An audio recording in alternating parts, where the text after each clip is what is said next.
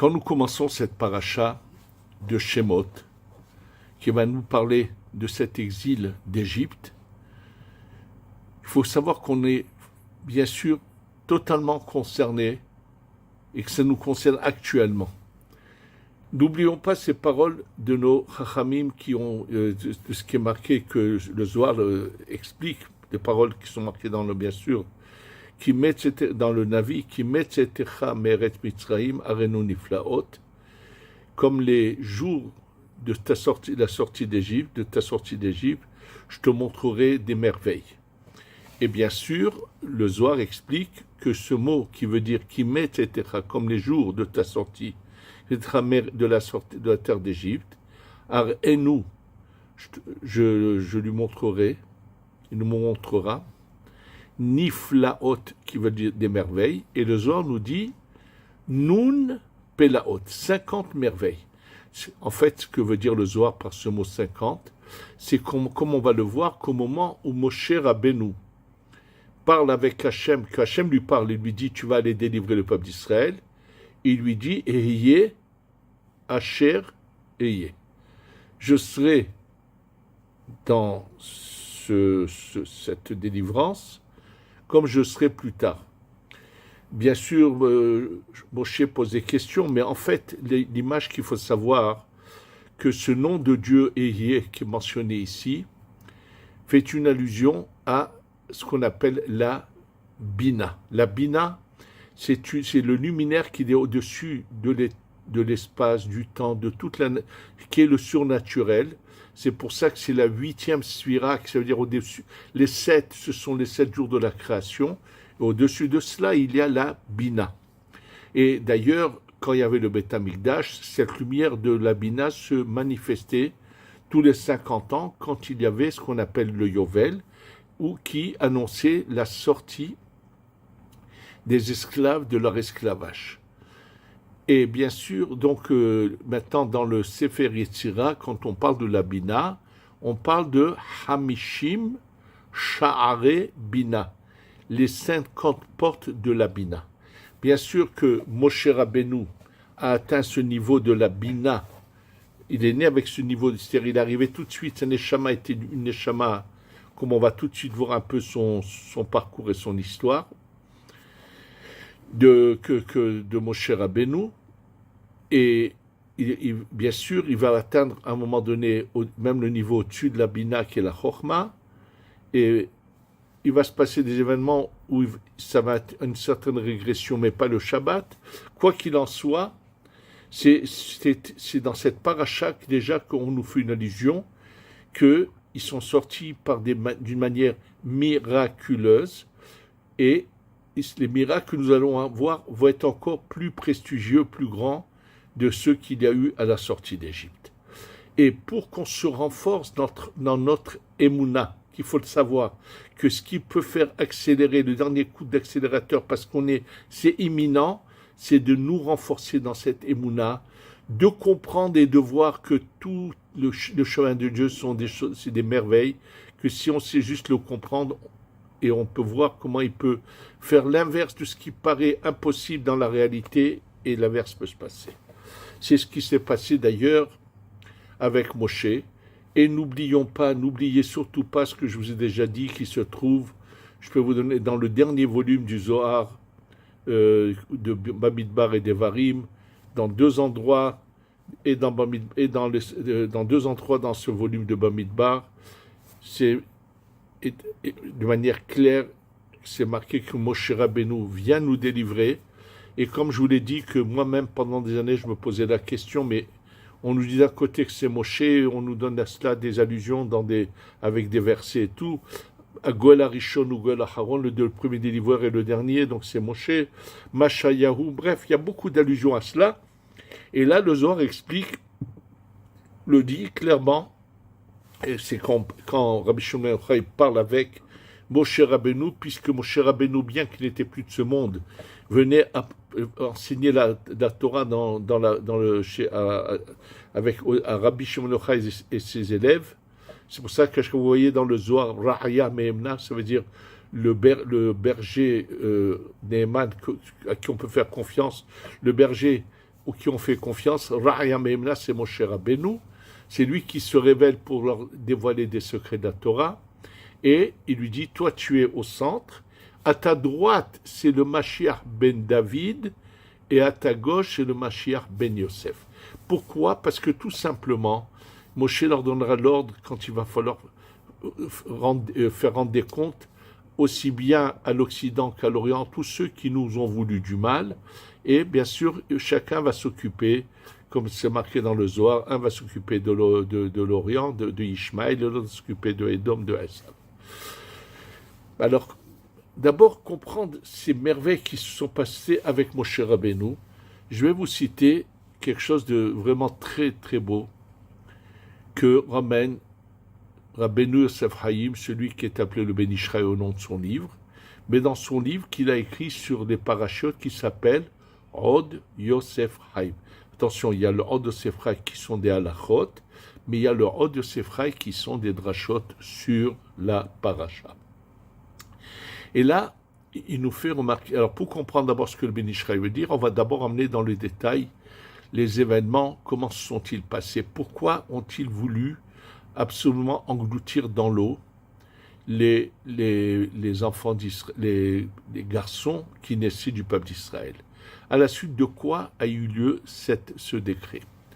Lorsque il faut savoir que les sorciers qui entouraient le pharaon, le pharaon, sont arrivés. C'était cette période et la période où jamais plus dans l'histoire les forces du mal n'auront une puissance aussi grande que celle-là. Exactement, depuis la faute de Adam Arishon jusqu'à la sortie d'Égypte, le mal est arrivé à un sommet où il pouvait dominer d'une manière qui est inimaginable. C'est impossible à croire et à comprendre à quel point la puissance du mal était grande.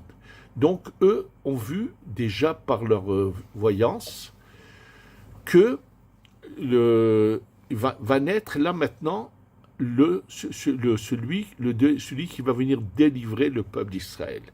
Donc, eux, dès qu'ils ont vu ça, ils ont dit il faut absolument on va le détruire dès la naissance, on va le détruire. C'est la suite de quoi il a envie que même les Égyptiens acceptent de tuer leurs garçons. Et eux lui disent, mais tu rêves, pourquoi un Égyptien va venir les délivrer? Pas du tout. Et donc, qu'est-ce qu'ils prennent comme décret depuis ce jour-là?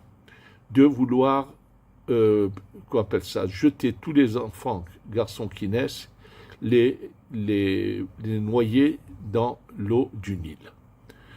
Eux ont pensé que puisque Hachem Dieu avait pris l'engagement de ne plus faire venir le déluge sur la terre.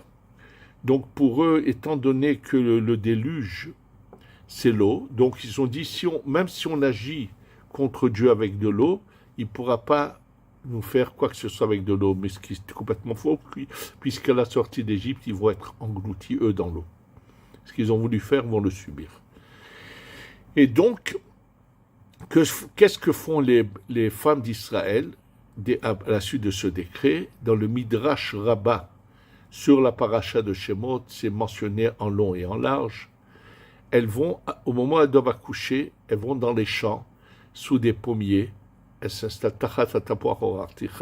c'est ramené à la suite d'un verset qui se trouve dans Shirachirim, qui parle de cette époque.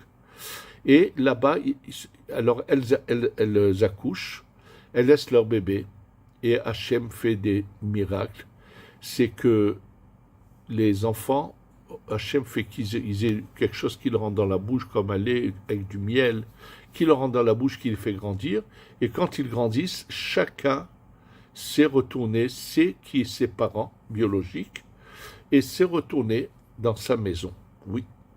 Les Égyptiens se rendent compte de cela, alors ils vont dans les champs, et quand ils vont dans les champs pour essayer de tuer ces enfants-là, Hachem fait des miracles, que la terre s'ouvre, les met les cache, ils essaient de labourer pour les tuer, bref, des miracles se passent. Maintenant, ce qui est incroyable, c'est que c'est ce qui va se passer avec Moshe Rabbeinu. En fait, Moshe est une très, très, très grande neshama. Une neshama qui n'a, il n'y a pas ça pareil, puisque on le sait. C'est le seul qui va arriver à ce degré de prophétie où il va parler avec Hachem, s'endormir face à face, à un niveau qu'on ne s'imagine pas. Sans la Kabbalah, on n'aurait jamais pu imaginer jusqu'où est arrivé le niveau de grandeur et de prophétie de Moshe Rabbeinu. Oui, absolument. Et donc, sa mère, comment Michel elle le conçoit, c'est aussi, tout ça est une histoire très particulière. Il faut savoir que Yochevet, la maman de Moshe, on parle dans la Torah, tout commence d'abord son père, Amram, se sépare de sa femme, et finalement il la reprend, et elle va revenir à sa jeunesse, et tous les détails que la Gemara raconte sur la naissance de Moshe. Quel âge elle a Yochevet quand elle va voir Moshe? 130 ans. Et ce qui est surprenant, c'est que 3 ans avant cela, elle a eu Aaron, et rien de particulier n'est mentionné dans la Torah. Et bien sûr, avant Aaron, elle avait d'abord eu Myriam. Bon, je ne vais pas m'allonger sur le fait que comment Amram a repris sa femme et se remarie avec elle et tout. Tout ça, ce n'est pas un hasard. Il faut savoir que Moshe est la réparation de la faute d'Adam Arishon. Absolument, Moshe vient tout réparer.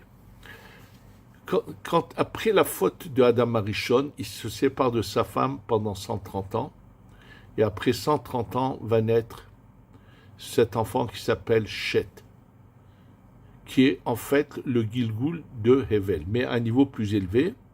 Et ensuite, ce Shet revient en Gilgoul encore à un niveau bien plus élevé, c'est Moshe. D'ailleurs, dans le mot Moshe, il y a les 3 Gilgoulim. Le même de Moshe, c'est son nom à lui. Après, il y a le Shin de Moshe, c'est Shet. Et le He de Moshe, c'est Hevel. Et en fait, Chava commence à être réparé par Yochevet. Absolument. Yochevet va avoir Moshe à 130 ans, comme Chava qui de nouveau retrouve son mari à 130 ans et va faire naître cet enfant de lequel finalement la terre va continuer. Et donc en fait, mais il va naître d'une manière, avec une grossesse très très courte. Quand on parle de 7 mois, il ne s'agit même pas de 7 mois, il s'agit de 5 mois et 2 jours, qu'on appelle 7 mois. Oui, absolument. Et le Harizal, dans le Etzraïm, dans le chapitre 28, au 3e Pérec, il dit qu'il y a des Neshamot, des grandes Neshamot, n'ont pas une longue grossesse, une grossesse très restreinte. Et donc là, qu'est-ce qu'on nous raconte? Comment finalement Moshe va être sauvé? De quelle manière? C'est que sa mère sait très bien ce qui se passe, puisqu'il faut savoir que son mari Amram est un prophète, bien sûr, c'est tout ce qui se passe, que eux, ils veulent absolument engloutir tous les garçons pour pouvoir détruire celui qui va être le sauveur du peuple d'Israël. Et là, qu'est-ce qu'elle fait? Elle décide de le mettre dans le Nil. Mais à quel endroit dans le Nil? Elle le met dans un endroit où il y a un rebord. Le Nil a 2 côtés. Du côté où eux habitent, au début du Nil, il y a énormément de roseaux qui poussent. Et elle va le mettre dans un berceau très particulier. Et elle va le poser dans l'eau, dans le Nil, entre les roseaux. Donc personne ne peut voir de loin ou de près, s'il faut vraiment rentrer entre les roseaux pour le voir. Et là-bas, bien sûr, c'est sa sœur qui le surveille, mais c'est évident que si on sait décrypter, déchiffrer les secrets de la Torah, quand on nous dit « Vatetatsev haoto merachok », sa sœur se trouve de loin pour le voir, il ne s'agit pas de nous dire où elle était à 50 mètres ou à 100 mètres ou à 20 mètres, pas du tout, mais on nous fait une allusion à la lumière de la Chokhma qui descend chez Moshe, puisque dès qu'il naît, il va parler il va arriver à des niveaux, il va savoir que c'est lui qui va donner la Torah, il sait tout, il sait déjà tout. Et en fait, quand on nous dit qu'elle le garde 3 mois, le Zohar nous dit que c'est en fait une allusion à autre chose. Il y a 3 mois dans l'année dans lesquels le Samer même, l'ange du mal, a une domination. Et là, Hachem va protéger Moshe Rabbeinu de ces 3 mois-là, pour pas que l'ange du mal ait d'emprise sur lui. Naturellement, dès que il se trouve comme ça dans le Nil, les sorciers de Paro viennent chez Pharaon et lui disent, ça y est, leur délivreur, il est dans l'eau. Ils ont vu quelque chose, mais ils ont vu de travers. Il était son berceau qui était fait en bambou, qui était posé dans le Nil. Pour eux, dans leur vision, ils voyaient que celui qu'ils avaient vu qu'elle allait naître, qu'elle allait les délivrer, se trouve dans l'eau. Donc, ils ont le décret de ce décret a été annulé de noyer les garçons dans l'eau. Et qu'est-ce qui va se passer? Et là, c'est là-dessus que je vais vous ramener tout de suite ce que nous dit le Ben Ish Chai, qui était une merveille. Il explique que c'est-il pas. Il ramène d'abord le Midrash. Qui c'est qui va aller découvrir ce berceau et le prendre? Ce n'est autre que Bathia, Bat Paro. Bathia, la fille de Paro, est une très grande Neshama, mais qui est née dans la Toumad chez Pharaon. Et la Bathia veut complètement renier l'idolâtrie de son père. Son père est un idolâtre qui a fait du fleuve le Yéhor, ce fleuve, le Nil qu'en Égypte, il en a fait une idolâtrie. Et elle va aller elle décide d'aller se convertir. Elle a des révélations. Elle sait que le peuple d'Israël, c'est l'authentique. Et donc, elle veut maintenant devenir juive. Et elle sait qu'elle doit, pour cela, s'immerger dans l'eau, se tremper complètement en se déshabillant. Naturellement, quand elle vient de l'autre côté du Nil, duquel se trouve le palais de son père, est pas très loin, elle ne peut pas se tremper là-bas parce que tout le monde, elle va se dénuder aux yeux de tous. Elle traverse le Nil et elle va de l'autre côté et elle veut se cacher dans les roseaux. Je vous rapporte les paroles du Ben Ish Chai. Elle se cache dans les roseaux pour pouvoir, là-bas, de ce côté du Nil, se déshabiller et être cachée par les roseaux, s'immerger dans l'eau, se tremper, faire un mikvé pour devenir juive. Absolument. Ce jour-là, elle décide de se convertir. Et quand elle se met dans cette partie de l'autre côté du Nil où il y a les roseaux, pour ne pas être vue quand elle va se dénuder pour s'immerger dans l'eau, Hachem fait qu'elle voit entre les roseaux ce berceau. Et elle entend bien sûr un pleur, c'est pas juste comme ça, elle a une révélation. Et plusieurs miracles se passent, c'est qu'elle appelle ses servantes pour venir le chercher, sa main s'allonge, finalement, qu'est-ce qu'elle fait? Elle voit que c'est un bébé juif, et elle leur demande, elle le prend, elle l'emmène carrément dans le palais de son père. Et naturellement, il faut lui donner à manger. Alors elle appelle plusieurs femmes égyptiennes qui ont eu des enfants, qui ont la poitrine pleine de lait, et quand elles veulent toutes essayer de donner du lait d'Adété Moshe Rabbeinu, ils gardent les lèvres fermées, elles font tout ce qu'elles veulent, impossible. Et finalement, elle va aller chercher sa mère. Donc c'est Yocheved en personne qui va venir au palais et va allaiter son fils. Et bien sûr, il va grandir, et après, vous imaginez pas, quand plus tard ils vont découvrir la supercherie, l'entourage de Pharaon, ils vont se ronger, mais se mortifier. Ils vont dire, mais comment? On a cru qu'il était noyé, il était vivant, et il a grandi ici parmi nous. Et même le nom qu'elle lui donne est une allusion, et ils sont aveugles. C'est ce qui se passe. Et là, bien sûr que le Ben Ishraï pose une question toute simple. Il dit, de la même manière que Hachem a fait des miracles à tous les autres enfants dans les champs, pourquoi je n'aurais pas fait la même chose pour Moshe Rabbeinu? Pourquoi fallait-il qu'il y ait toute cette manière aussi miraculeuse qui se passe comme ça? En fait, comme nous l'explique le Ben Ishraï, il ramène, bien sûr, Rav Moshe Alshir. Rav Moshe Alshir veut montrer que ça, ne perdez pas de temps à vouloir aller à l'encontre de la parole d'Hachem.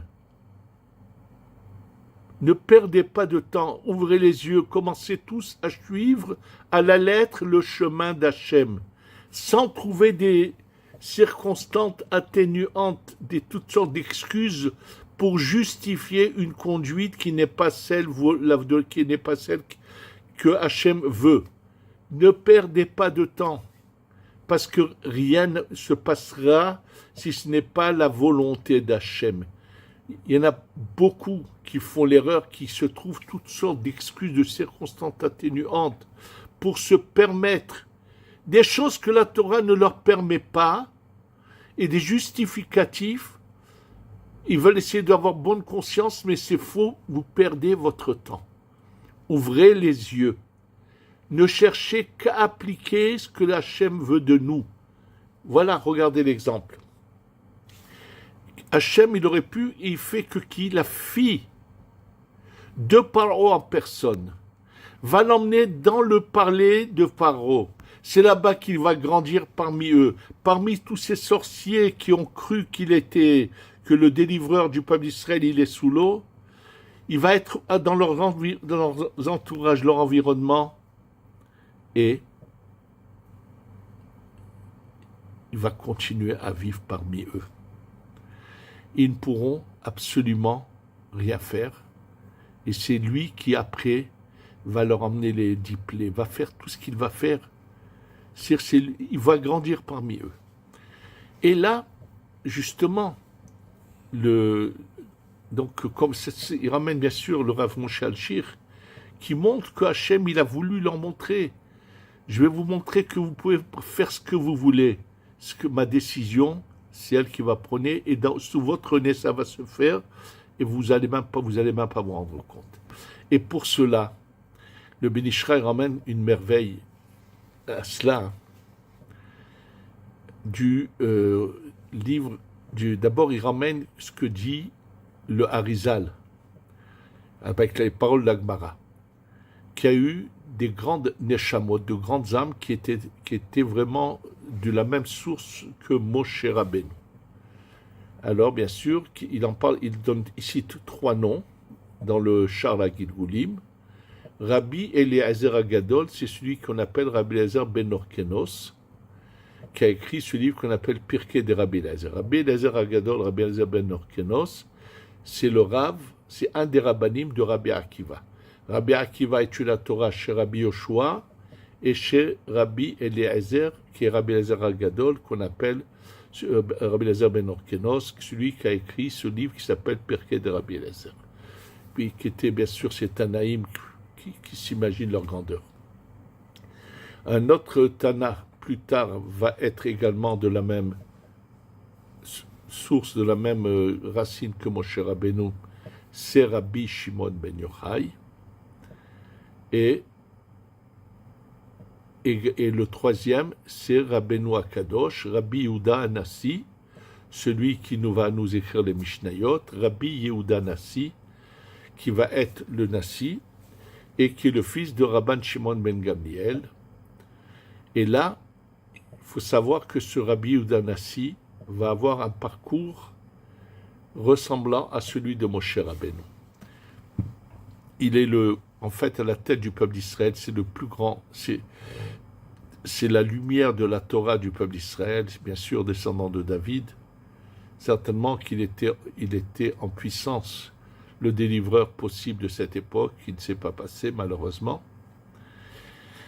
Et là, il ramène ce qui s'est passé, quelle est son histoire. En fait, à l'époque de son père, avant sa naissance à lui, le Assouros, qui est le père de Antoninus, qui est l'empereur romain, mais qui vit en Israël à Césarée, Caesarea d'aujourd'hui. Oui, ils avaient là-bas apparemment, ils faisaient des allers-retours, ils vivaient aussi là-bas. Et il avait pris comme décret, il avait mis dans chaque ville comme un maire, un dirigeant qui le représente. Il avait interdit formellement qu'on fasse la Brit Mila. Et après qu'il a pris ce décret, il a eu son fils, qu'il a appelé Yehuda, et il lui a fait la Brit Mila.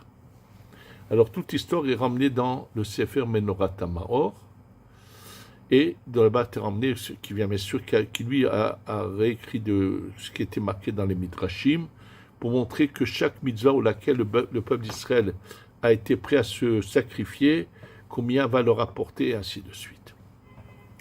Donc, lui il fait la Brit Mila, et bien sûr, le représentant de l'empereur de la ville l'appelle et lui dit « Comment tu transgresses les paroles de l'empereur ?» Il lui a dit « Moi, j'écoute les paroles de Dieu et je ne fais pas cas des paroles de l'empereur. » Il lui a dit « Écoute, moi, je vais prendre ton cas, je ne vais pas moi le juger. Je vais rien te faire, tu es un homme respectable, tu es à la tête de ton peuple.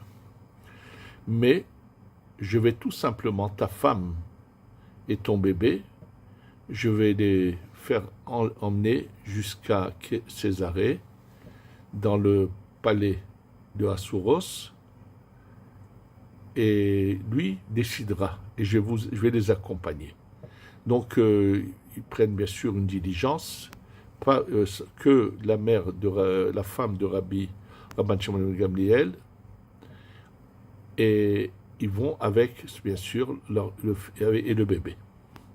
Alors, quand ils arrivent, d'abord, il les installe chez la femme de Assouros, la femme du roi. La femme du roi vient d'accoucher également d'un bébé qui s'appelle Antoninus. Alors, quand elle voit chez elle arriver une femme juive avec son bébé,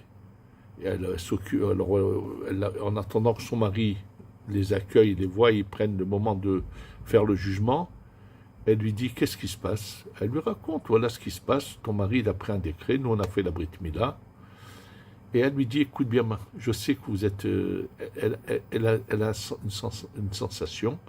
Elle lui dit « Moi je vais t'aider à te sauver. Écoute bien, je viens d'accoucher aussi. Au rendez-vous, quand tu vas aller dans le palais pour aller chez mon mari avec ton bébé, je vais te donner le mien. On va échanger les bébés pour un moment. » Puisqu'elle est arrivée, elle savait une journée entière, elle avait voyagé dans la diligence, elle avait dormi là-bas, c'était que le lendemain qu'elle devait voir le Assouros, le père de Antoninus. Et donc le lendemain, il y a le rendez-vous qui est prévu, et bien sûr, il y a ce fameux représentant de la ville qui l'a accompagné qui vient, et il rentre il y a l'empereur, son entourage, ses ministres, ses proches. Il dit « Bon, je voudrais voir ce bébé qui a été circoncis. » Alors bien sûr, on découvre le bébé, et qu'est-ce qu'on voit? Non, il n'est pas circoncis. Alors le roi, il dit « Mais tu te fous de moi ?» Alors l'entourage dit au roi « Sache une chose, il n'a pas menti, hein, mais... ce peuple, leur Dieu leur fait des miracles. Ils connaissent même des textes. Qui, comme leur Dieu, que lorsqu'ils l'appellent, ils sont répondus par leur Dieu. Et lui dit, ah bon, alors si leur Dieu est si grand qu'il leur fait des miracles, alors je vais annuler mon décret. Et puis il s'énerve contre celui qui a emmené la femme il lui dit, quoi? toi, tu es passible de mort parce que tu aurais dû vérifier les choses avant, puisque maintenant je ne peux pas agir, il a pas de circoncision. Et il le fait, donc, lui, il le fait exécuter. Et elle, bien sûr, elle repart chez la femme du roi pour, entre guillemets, reprendre ses affaires pour partir. Et bien sûr, quand elle va chez la femme du roi, alors la femme du roi la reçoit, est très contente. Maintenant, la femme de la mère de Rabbi Udanassi, comme elle avait pris le bébé, elle est allée jusqu'elle a attendu. Entre-temps, il a eu faim, elle a dû l'allaiter. Elle a allaité Antoninus. Et lorsqu'elle aura sa mère, attention, la mère de Antoninus n'a pas allaité Rabbi Udanassi. Et la femme du roi lui dit, écoute, ton mon bébé a sauvé le tien, ils seront toute la vie très unis. Et sachez que ensuite Antoninus va se convertir. Et il y a tellement d'histoires extraordinaires qui sont mentionnées. Il va carrément il va devenir, pendant sa conversion, bien sûr, il va venir régulièrement. Il va installer Rabbi Yehuda Nassi à Césarée dans une sorte de pavillon d'endroit, mais qui a un souterrain qui le relie au palais de son père. Et ils vont bien sûr grandir ensemble. Et bien sûr, la Gemara raconte tellement de merveilles qui se passent avec comment Antoninus va servir Rabbi Udanassi. Bien sûr, dans la Kabbalah, c'est marqué que dans Antoninus, il y a une parcelle qui était bonne de Esav qui revient, qui répare, et bien sûr que Rabbi Udanassi, lui qui est proche de Moshe Rabbeinu, bien sûr. D'ailleurs, la Gemara a dit, comme le ramène le Ben Ishraï, que depuis Moshe Rabbeinu jusqu'à Rabbi Udanassi, jamais on a trouvé la grandeur et la richesse ensemble. Ça veut dire que Rabbi Udanassi est non seulement qu'il est le plus grand érudit et qu'il est le dirigeant du peuple d'Israël, il a une richesse colossale, il manque de rien, vraiment, il y a beaucoup de comparaisons. Comparer Rabbeinu à Moshe Rabbeinu, la Gemara les compare, et là de nouveau, finalement, donc il va devenir, bien sûr, il se convertit, et le nombre de choses mentionnées dans la Gemara, au début, quand il vient rendre visite, bref, tout ce qui se passe avec comment il va devenir, et après il va même devenir lui-même un grand érudit de la Torah.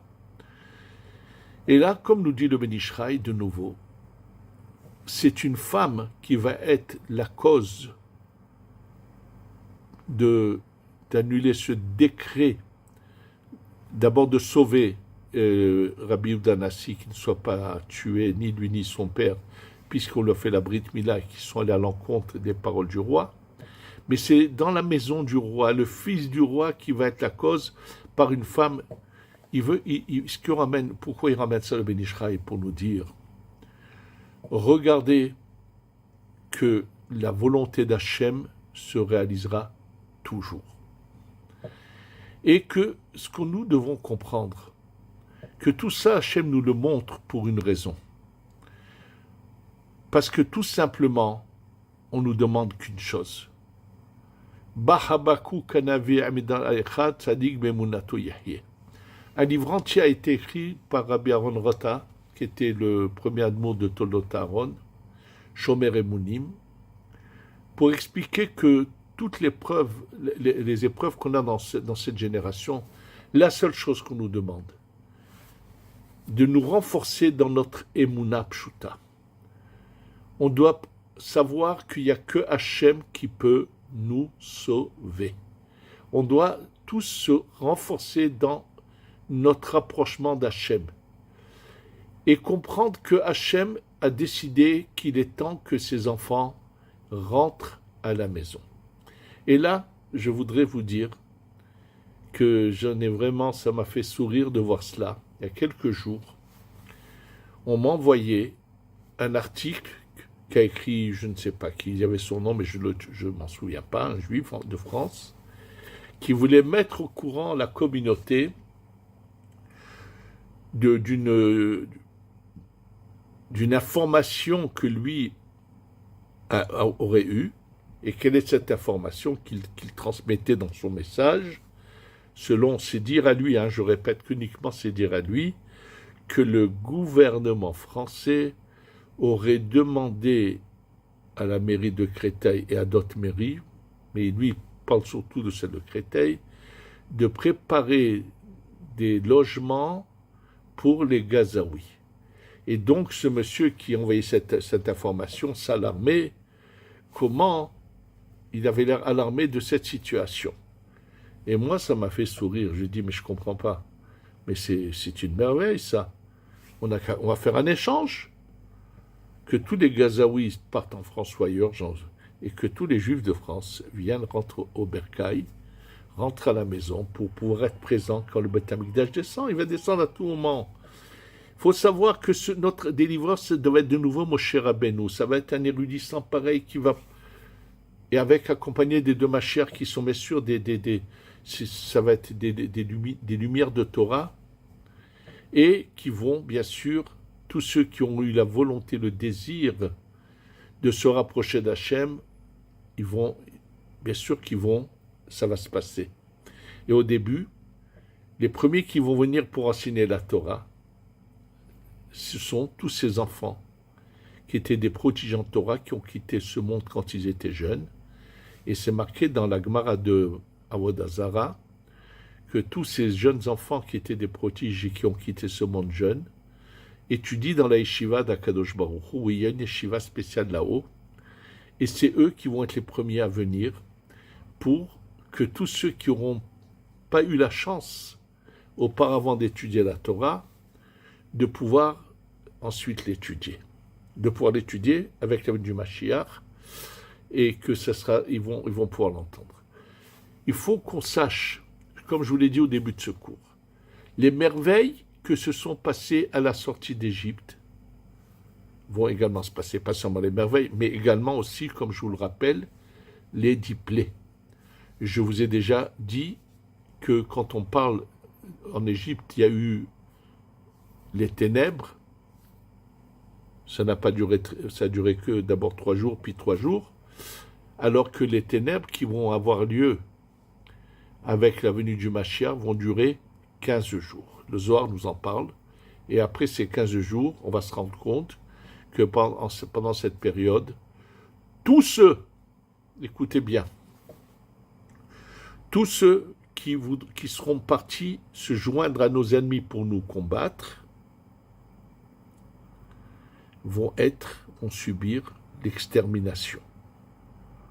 Absolument, oui, ces renégats juifs qui vont aller s'unir à nos ennemis, parce qu'il y en aura malheureusement,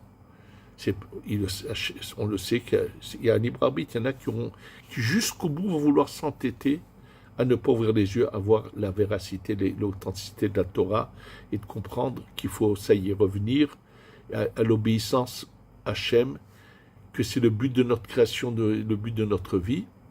Et donc, il va se passer, donc la même manière qu'il va se passer, Hachem va frapper nos ennemis, bien sûr, et ils devraient tous se dépêcher d'arrêter d'essayer de nous combattre, parce qu'il faut qu'ils sachent tous que tous ceux qui nous veulent du mal, leur fin est proche.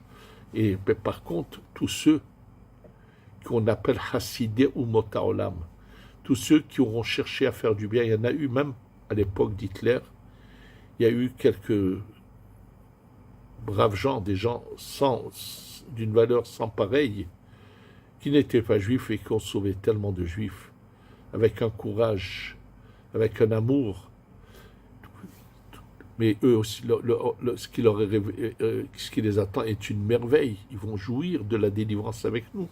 C'est dans la Gemara, c'était clair, c'est évident. Et donc, ce qu'on a, nous, à comprendre, que à Kadosh Baruch Hu, personne ne peut aller à l'encontre de sa volonté. Et en réalité, Hachem ne veut que notre bien. Hachem nous demande de suivre un chemin qui est celui du bonheur réel, sans privation. Mais celui qui ne respecte pas le chemin de la Torah et qui veut donner libre cours à ses vices n'est jamais satisfait et ne sera jamais satisfait. Il pensera qu'il est à 2 pas de son plaisir. Une fois qu'il a accès à ça, rien du tout.